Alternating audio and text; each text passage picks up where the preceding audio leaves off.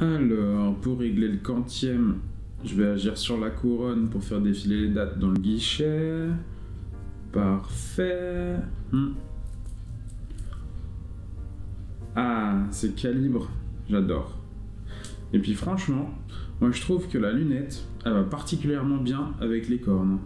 Franchement, c'est pas mal. Vous débutez dans l'horlogerie, et peut-être que tous ces termes vous semblent un peu incompréhensibles, ou peut-être que vous confondez couronne avec lunettes, sans savoir à quoi ça correspond. Eh ben, pas de panique, cette vidéo est faite pour vous.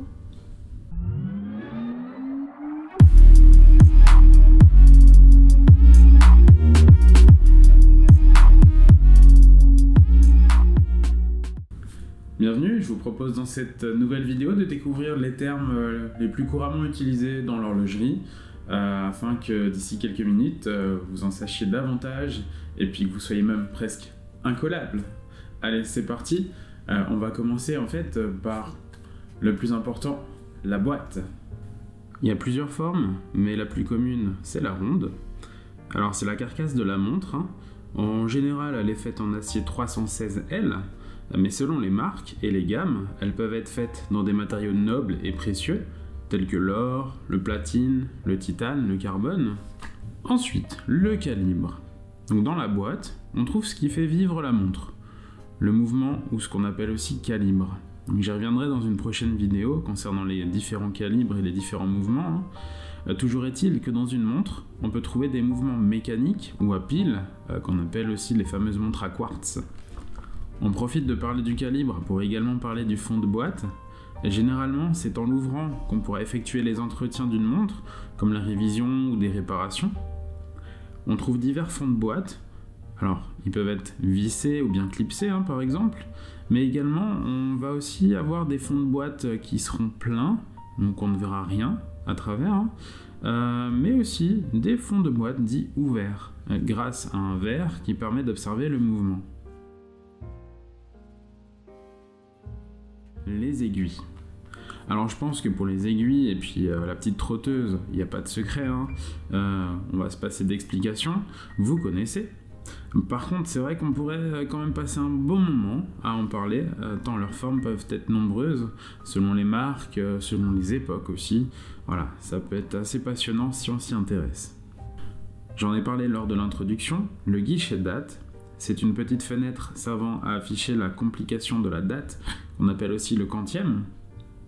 Donc tout simplement, défileront plusieurs disques qui donneront la date. Sur certaines montres, on pourra également y voir le jour. Voilà, tout dépend des modèles. Sur certaines montres, la date sera donnée par une aiguille dédiée pointant le jour que l'on verra indiqué sur le bord du cadran. Je remets en illustration ici une montre utilisant ce système. À propos de cadran. Donc le cadran en fait c'est quoi? C'est la plaque qui est présente sous les aiguilles. Alors on y trouve beaucoup d'informations, à commencer par la marque. Souvent aussi on pourrait y trouver le modèle. Mais surtout ce qui servira évidemment à lire l'heure, comme les chiffres ou alors des repères le permettant. Certaines montres ne possèdent pas de cadran. Elles sont dites squelettes car on peut voir à travers la montre.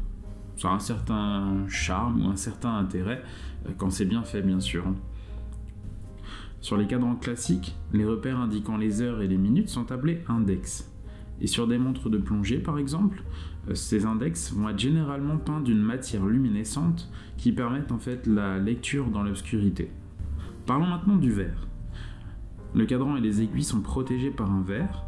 Il peut être en plexiglas, en verre minéral, bien en verre saphir par exemple. Chaque type aura ses propriétés, alors comportant chacun ses avantages et ses inconvénients. La lunette. La lunette, ça va entourer le cadran de la montre. Souvent, elle est fixe, mais sur des montres de plongée, elle sera directionnelle pour indiquer des informations importantes au plongeur. Sur des chronographes, elle servira également à calculer une vitesse, une distance. La couronne. Alors, elle est située généralement à 3 heures, et parfois, on peut aussi la trouver à 4 heures, à 6 heures ou à 12 heures. Alors principalement sur des montres de plongée pour les 3 dernières caractéristiques citées. Alors c'est elle que l'on tournera pour régler la montre, pour la remonter, pour changer la date, etc. En fait, elle agit différemment selon sa position et selon le sens dans lequel on va la tourner. Ça va fonctionner un petit peu à la manière d'une boîte de vitesse sur une voiture. La couronne est souvent siglée aussi de la marque, hein. C'est pas obligé, mais en général ça l'est, ça rajoute un petit plus. Alors cette couronne va être soit vissée ou ce qu'on peut dire un peu clipsée, d'accord ? Elle est un organe important, mais par contre sensible, hein. Surtout, elle va permettre de garantir une bonne étanchéité ou une mauvaise, hein. C'est souvent là aussi son point faible, hein. Y compris avec les boutons poussoirs qui peuvent favoriser des entrées d'eau dans la boîte. On trouve parfois aussi une seconde couronne qui servira sur des montres dotées de ce système de faire bouger une lunette interne, notamment sur des boîtiers de type compresseur. J'en ai parlé juste avant, les boutons poussoirs. Alors ils sont présents sur les chronographes, ils sont au nombre de 2, l'un pour actionner et arrêter le chronographe, et l'autre pour la remise à 0. Les cornes. Elles sont situées en haut et en bas du boîtier et servent à y accrocher le bracelet. C'est un élément important dans le design de la montre. Il y a même certaines marques qui ont créé des modèles emblématiques. Je pense notamment aux célèbres cornes de vache sur des montres de Vacheron Constantin par exemple. Pour les collectionneurs, ce qui sera intéressant, ce sera aussi de connaître la taille de l'entrecorne, à savoir la distance entre les deux cornes. Donc cette valeur, ça va permettre aussi de savoir quelle taille de bracelet il faudra mettre. Généralement, on peut dire qu'il y a 3 tailles qui ressortent le plus souvent, à savoir le 18 mm, le 20 et le 22. Je parle bien sûr de taille en largeur. Et donc pour finir, le bracelet. Et c'est lui qui permet surtout de pouvoir porter la montre. Il y a différentes sortes qui existent, hein. Tout simplement pour convenir à chaque utilisateur, chaque type de montre. Voilà. Donc on en a en acier, on en a en cuir, on en a en nylon, voilà, diverses matières qui permettent de trouver bonheur à son poignet.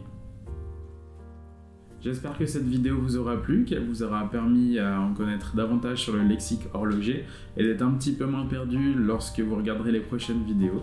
Surtout, si ça vous a plu, n'hésitez pas à liker la vidéo, à me suivre et puis à poster un petit commentaire, ça fait toujours plaisir et je prends en considération toutes les remarques. À la prochaine!